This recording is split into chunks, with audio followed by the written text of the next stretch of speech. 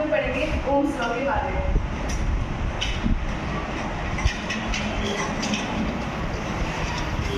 ये जो लॉ होता है ये हमें बताता है पोटेंशियल डिफरेंस और करंट के अक्रॉस का रिलेशन होता है।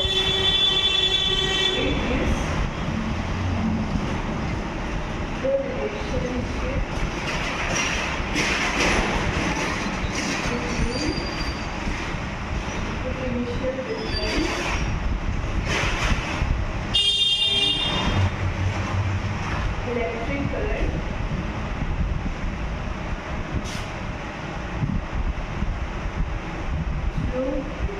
एक मतलब किसी भी कंडक्टर के अक्रॉस जो भी पोटेंशियल डिफरेंस और इलेक्ट्रिक करंट का रिलेशन होता है उसके बारे में बताता है। ओम्स लॉ के अकॉर्डिंग स्टेटमेंट होता है इसका, अकॉर्डिंग टू ओम्स लॉ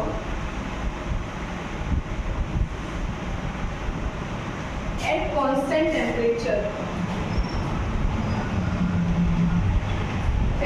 का कांस्टेंट होना जरूरी है। The potential difference across points is directly proportional to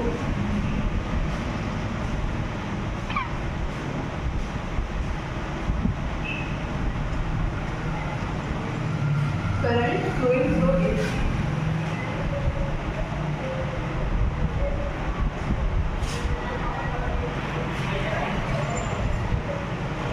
मतलब कांस्टेंट टेम्परेचर पे जो भी पोटेंशियल डिफरेंस होगा वो डायरेक्टली प्रोपोर्शनल होता है करंट के।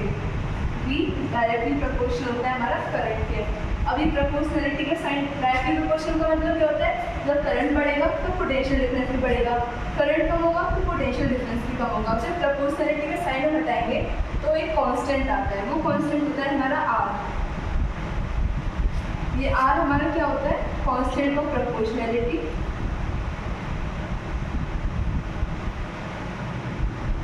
या फिर इसका नाम होता है रेजिस्टेंस।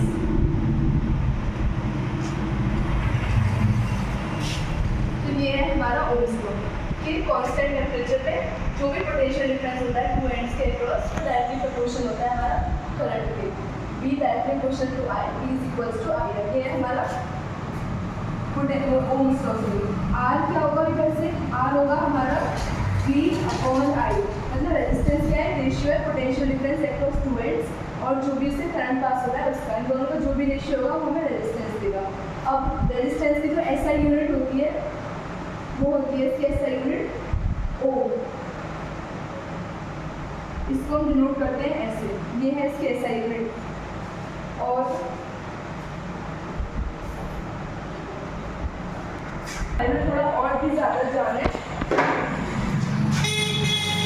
रेजिस्टेंस क्या होता है, रेजिस्टेंस मटेरियल की वो प्रॉपर्टी होती है जो कि करंट के फ्लो का अपोज करती है। मतलब करंट फ्लो होगा तो उसको रोकती है, फिर करंट फ्लो नहीं होती।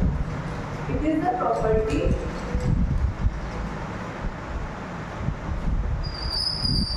Of the material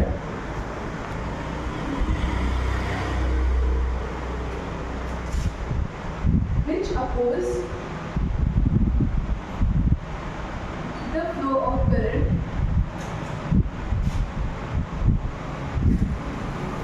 through it। मतलब ये क्या है, ये मटेरियल की वो प्रॉपर्टी है जो कि अपोज करती है करंट के फ्लो का।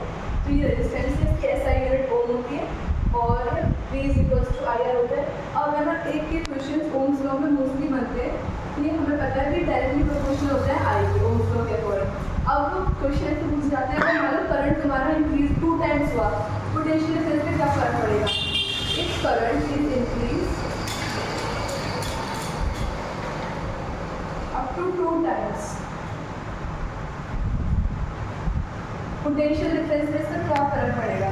तो देखो V डायरेक्टली प्रोपोर्शनल होता है I के, करंट 2 टाइम्स हुआ तो हमारा पोटेंशियल डिफरेंस भी क्या होगा, 2 टाइम्स होगा। करंट अगर हाफ होगा तो पोटेंशियल डिफरेंस भी हाफ हो जाएगा।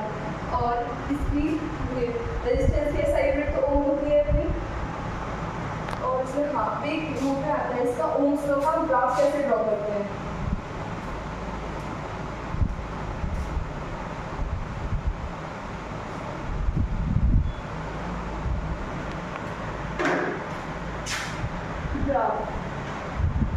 ये हमने पढ़ा V directly proportional to I, proportionality का साइन हटाया तो एक कांस्टेंट आया I, ये R।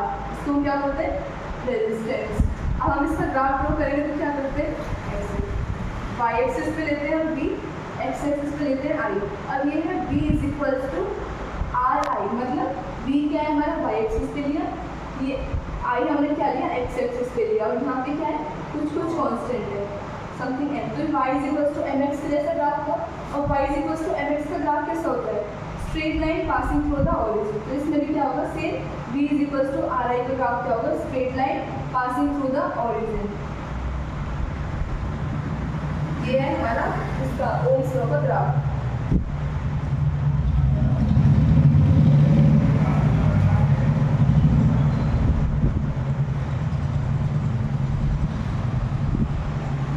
अब हम रेजिस्टेंस के बारे में और भी ज़्यादा चीज़ पढ़ेंगे कि किस फैक्टर्स पे डिपेंड करता है, कैसे क्या होता है।